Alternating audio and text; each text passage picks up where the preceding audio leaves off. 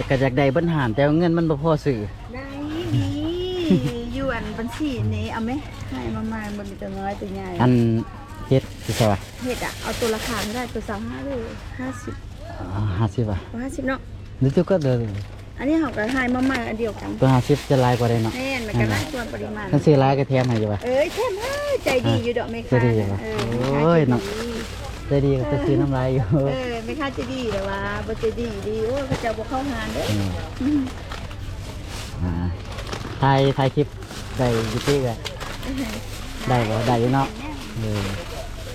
นี่ขนมขี้หนูนี่มากัน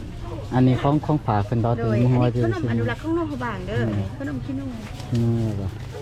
ถ้ามาโลกบางขนมขี้หนูเจียวบองไข่แพนหน้ายำเลยก็อนุรักษ์ต้องอาหารโลกบาง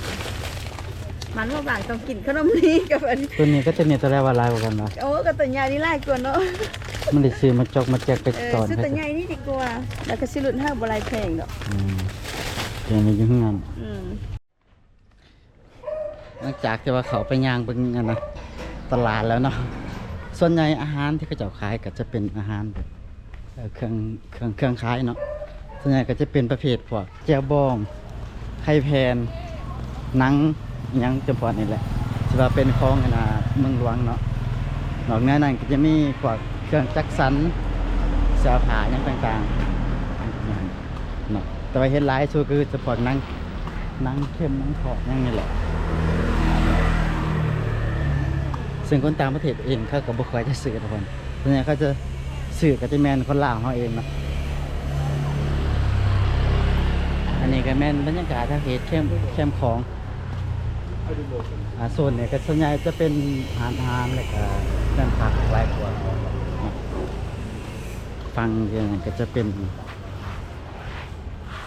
น้ำคลองตอนนี้เรากำลังจะไปสอกอาหารกาแฟเนาะไปนั่งจิบตอนนี้เราแมนพิการให้แมนภาษานิยมอันนี้ก็บ่เคยไปที่เคยนะแต่ว่าก็สอกอยู่ว่ามันจะอยู่ใส่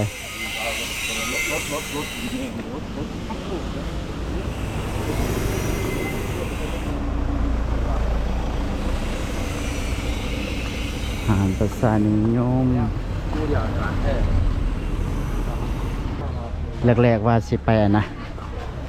ไปนั่งเนาะแต่ว่าประตูมันจะส่วนใหญ่พวกที่นั่งก็เขาจะกินข้าวเช้าเนาะแต่เฮากินแต่กาแฟกันไปสร้างแล้วก็จะไปนั่งอยู่แคมป์ของกัน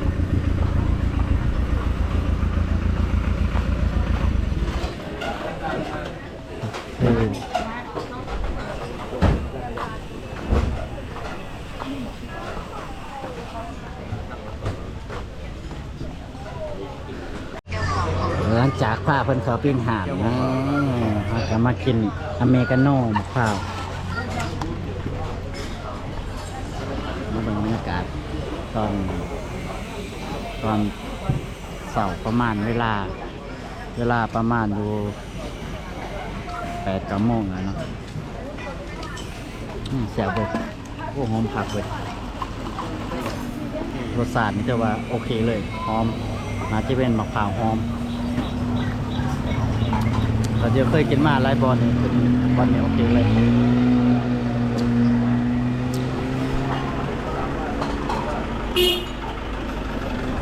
บีบแกเฮ็ดผู้สาวอีก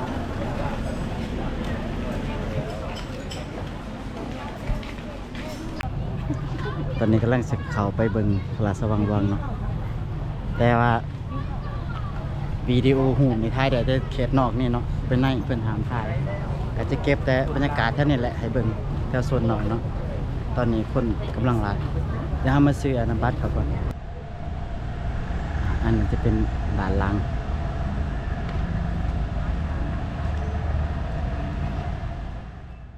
ต้นตาลหอนจะเป่งสถานผู้ซีเนาะฝ่าเปิดจะเสียงอ่ะเลยเป็นอันนี้มันด่าน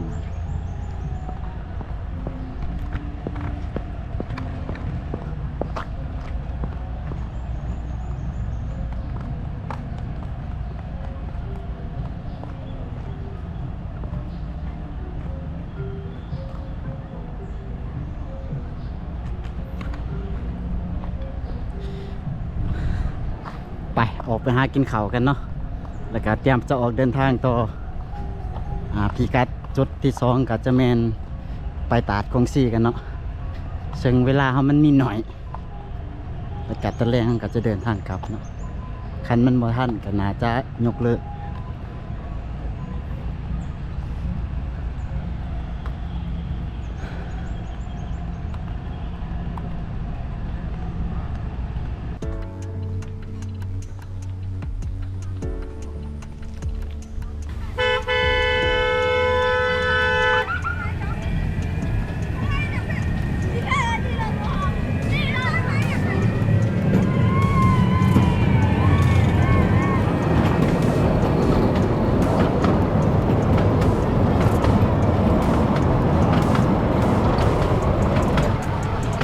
แล้ว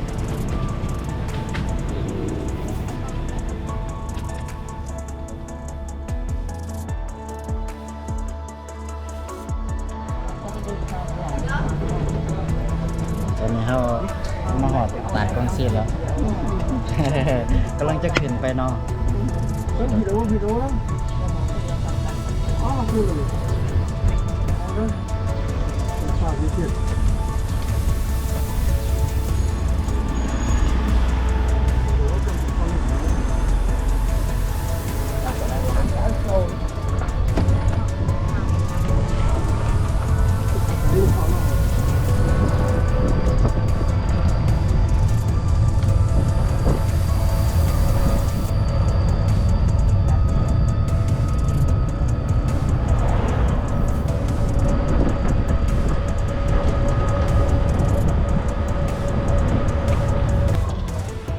ปกติเราจะอยู่ผักลมเนาะแต่ว่ามีผู้จังหวัดแล้วผมบ่ไหวเสียว่าจะงานให้รถขึ้นไปส่งพอตาดเลยกระจายเพิ่มเนาะน้องน่าจะเข้าซื้อปีอยู่ลุมแล้วอันนี้ก็ต้องจ่ายเพิ่มเป็นพิเศษเข้ามาในกระหงเสื้ออากาศเย็นเจี๊ยบ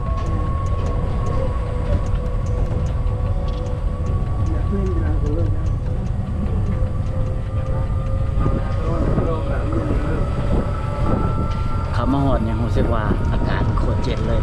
อุณหภูมิอยู่นี่มันก็อยู่ประมาณ29องศาเนาะแต่ว่าอุณหภูมิของอันน่ะเขตนี่เนาะแต่ว่าเอาเข้ามานี่เขาสัมผัสได้ว่าเย็นหลายเนาะแข็งนักท่องเที่ยวปฏิบัติเป็นแห้งๆมันก็ย่างเอาเนาะเราพอได้ย่างมาไว้ก็ให้รถขึ้นมาส่งพี่ได้สวัสดี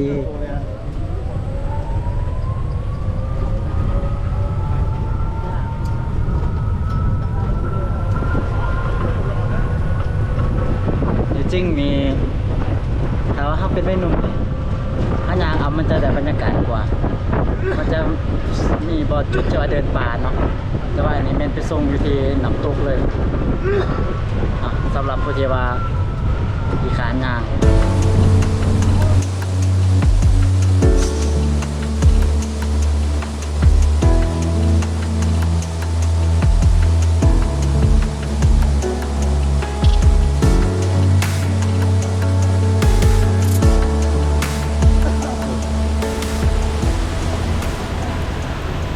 อันนี้เป็นทางที่เขาเจ้ายางป่าเนาะ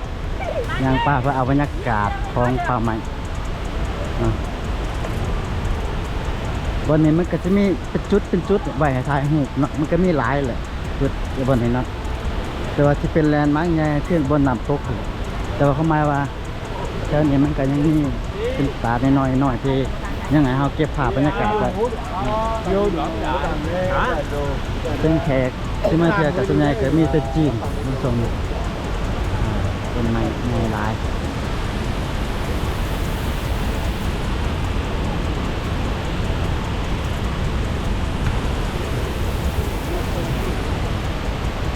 อันนึงมันกันแล้วอันนึงตอนนี้เขาก็เป็นชิปการท่องเที่ยวเนาะและกสิกรรมต้องคนละว้าวแต่กสิกรรมอย่างหนึ่งวิวอยู่ในที่ว่าเจนดีเจนไลน์เนาะทำบ้านทำตัวเมื่อแบบภาพบรรยากาศรีวิวตัวจุดเส้นให้ฟังหน่อยด้วยวัดขา500 500 500 ฝ่ายครั้ง500 ครั้ง ว่ามือสาวนี่จะ300เพื่อนใน500คงจะบ่ไหว ไปก็ที่ได้ไปขี่จิบลาย อ๋อ แล้วก็มีเครื่องดื่มเป็นประเภทน้ำอัดลมเบียร์ โอเค ย่านโมมี โอ้จุดเขาปล่อยนั่น10ลายเนาะโอเคเด้อสำหรับคลิปนี้ก็บ๊ายบาย